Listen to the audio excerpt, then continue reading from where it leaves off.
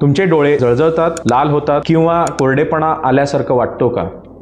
तर हे आजकाल खूप कॉमन झालेलं आहे. ह्याच्यासाठी वेगवेगळी कारणं आहेत. त्यात कॉमनेस्ट कारण म्हणजे युजली मोबाईल किंवा कॉम्प्युटर डिजिटल स्क्रीन्स जे आहेत ते जास्त वेळ जर बघत असतील तर त्या कारणाने पण कोरडेपणा येणं शक्यता आहे. तर कोरडेपणा म्हणजे काय आपल्याला आधी समजून घ्यायला लागेल. नमस्कार, मी doctor Kunal Patil, Akashdeep Netralaya group of हॉस्पिटल्समध्ये नेत्रतज्ञ म्हणून काम करतोय. डोळ्यामध्ये अश्रूमध्ये 3 वेगवेगळे घटक असतात. त्या 3 घटकांपैकी हा वरचा जो लेअर आहे ह्याला आपण लिपिड लेअर किंवा फॅटचा एक लेअर असतो.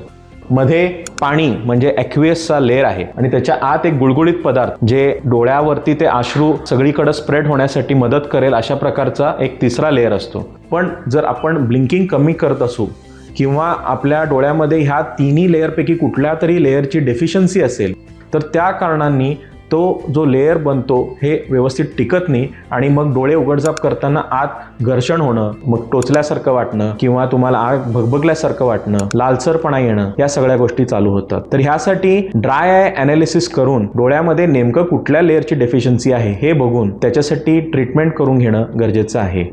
तुम्हालाही असा त्रास होत असेल तर आजच आपल्या जवळच्या आकाशदीप नेत्रालयाच्या शाखेला भेट द्या किंवा खालील नंबरवरती कॉन्टॅक्ट करा. धन्यवाद.